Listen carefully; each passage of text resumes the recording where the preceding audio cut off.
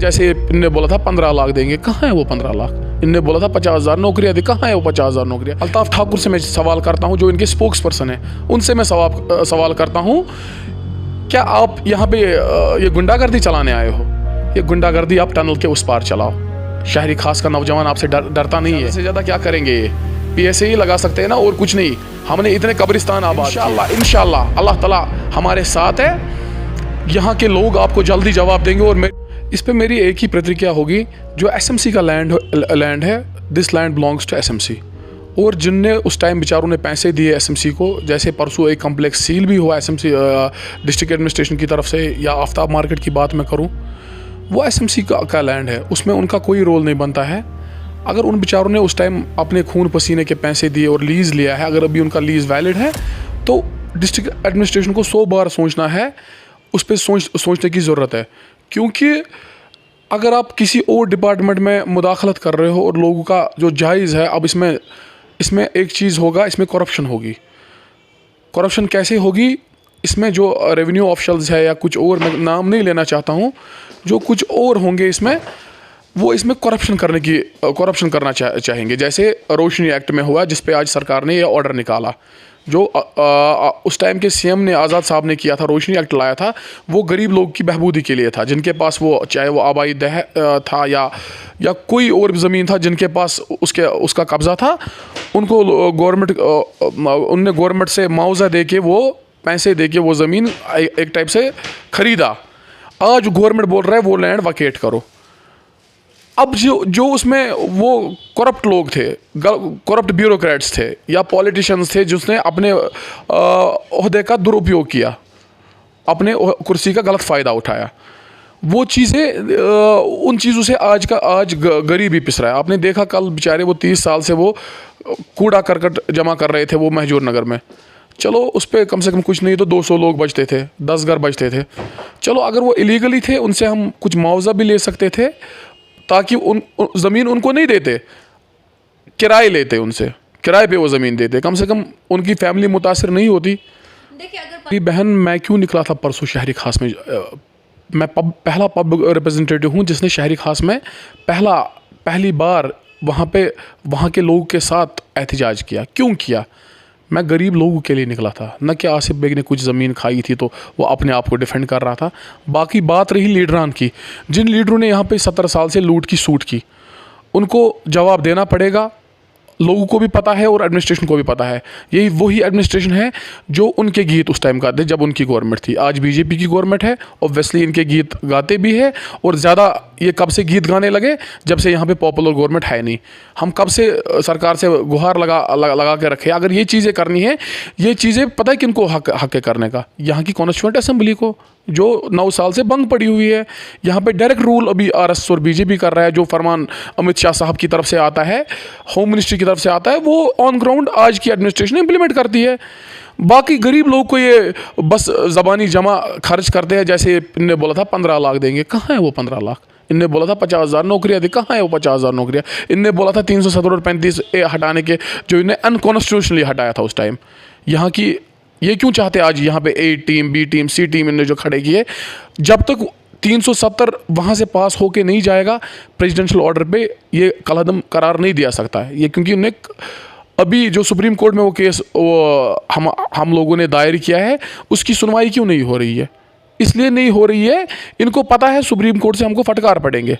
और यहाँ की कॉन्स्टिट्यूएंट असेंबली है, इसलिए चाहते हैं BJP की डायरेक्ट सरकार यहाँ पे पॉपुलर गवर्नमेंट आए, जब एक फिजिबल माहौल इनको लगेगा, हाँ हमारे लिए वरा हमारे। अगर कश्मीरी मरेगा भी, अगर उन पे बिल्डोज़र भी आज चला रहे हैं उनके घरों पे, अगर उन पे बिल्डोज़र चलाएंगे, फिर भी नहीं। मैं आपको यकीन के साथ एक नौजवान होने के नाते और शहरी खास का बाशिंदा होने के नाते आपको मैं यकीन दहानी कर रहा हूँ, इनका ज़मीन जम्मू में भी खिसक गया। क्योंकि जम्मू का जो व्यापार था, छोटे लोग जो वहाँ पे, यहाँ से कश्मीर से लोग जाते थे, वहाँ पे दरबार मुँह हुआ करता था, वो भी उन्होंने ख़त्म किया।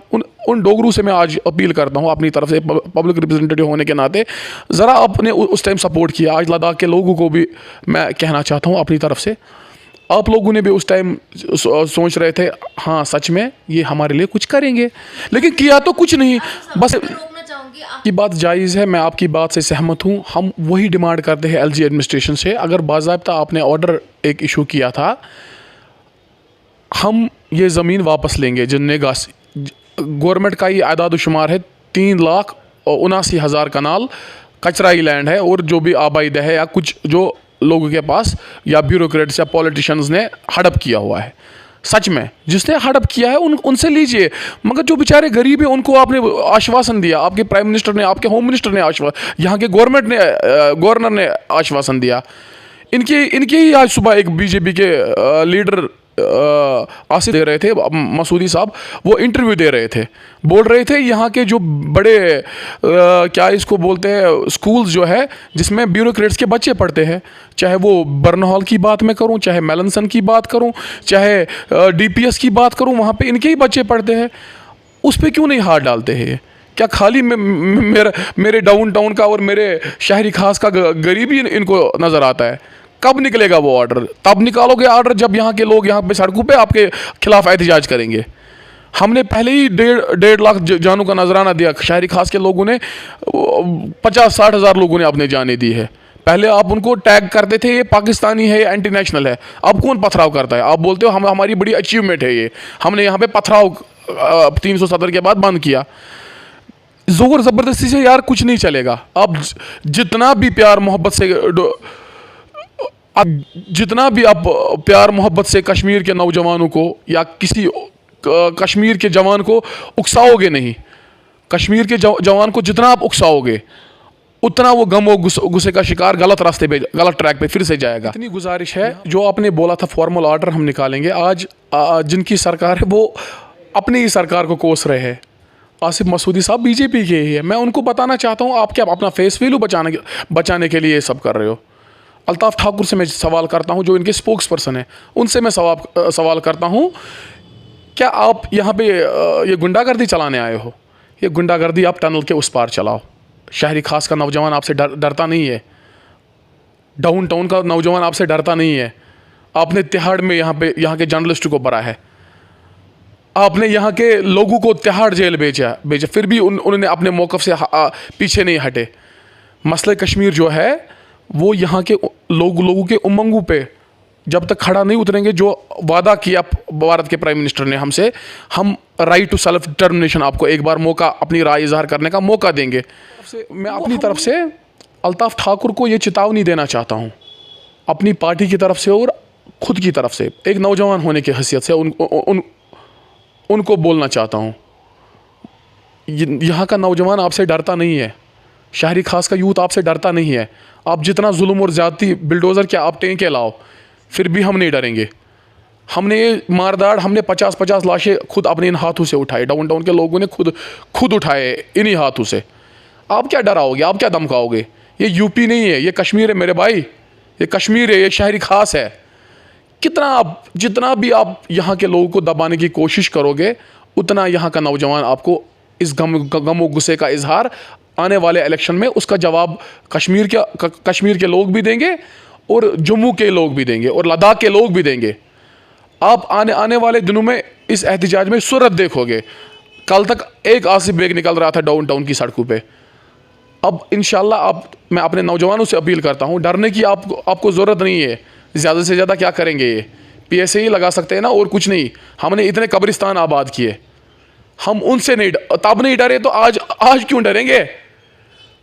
अगर कितना भी आपको ज़ोर ज़बरदस्ती करनी है, ज़ोर ज़बरदस्ती से आप कुछ हासिल नहीं करोगे। बीजेपी को ज़ोर ज़बरदस्ती से आप कितना भी हमारे काम रोको, कितना भी आप हमको सताओ, क्या हम लोगों पे थ्रेट्स नहीं आए थे? आप लोगों ने हमारे PSOs नहीं छीने, आप लोगों ने हम लोगों को सरे राह नहीं छोड़ा, हमारी अकोमोडेशन आप लोगों ने कैंसिल नहीं की। मैं पब्लिक रिप्रेजेंटेटिव नहीं था, कोई कल का लोंडा जिसकी कुछ क्रेडिबिलिटी नहीं है, उसको 20-20 PSO दे रखे हैं, उसको गाड़ियाँ दे रखी है। क्या हम पब्लिक रिप्रेजेंटेटिव होने के नाते हमने आपसे कभी भीख नहीं मांगी, गुहार नहीं लगाई आपसे, हमको PSOs दे दो, हमको वो दे दो, ये दे दो, हमको पर्क्स दे दो? मैं गरीब घर से हूँ, गरीबों की आवाज़ करता हूँ और गरीबियों ने मेरे को वोट दिया है। आप जितनी भी ज़ोर ज़बरदस्ती करनी है आप करो। यहाँ का यूथ, आपके पार्टी के लोग, आपके लिए शर्म है। जिनकी पार्टी है वही आपको कोस रहे हैं। अब कितना फेस वैल्यू अपना आप बचाओगे। इंशाल्लाह इंशाल्लाह अल्लाह ताला हमारे साथ है। यहाँ के लोग आपको जल्दी जवाब देंगे। और मेरी गुजारिश है यहाँ के नौजवान, खासकर यूथ को, आप डरिए मत, आप सड़कों पे आइए। आसिफ बे की जात आपके साथ है, मैं डरने वालों में से नहीं। आप जितना ट्रोल करो, आप कुछ भी करो। दिन भर के तमाम तर अपडेट्स पाने के लिए सब्सक्राइब कीजिए हमारी सभी ऑफिशियल चैनल्स को और साथ ही साथ बेल आइकन भी प्रेस कीजिए ताकि आप तक पहुंचे हर खबर सबसे पहले।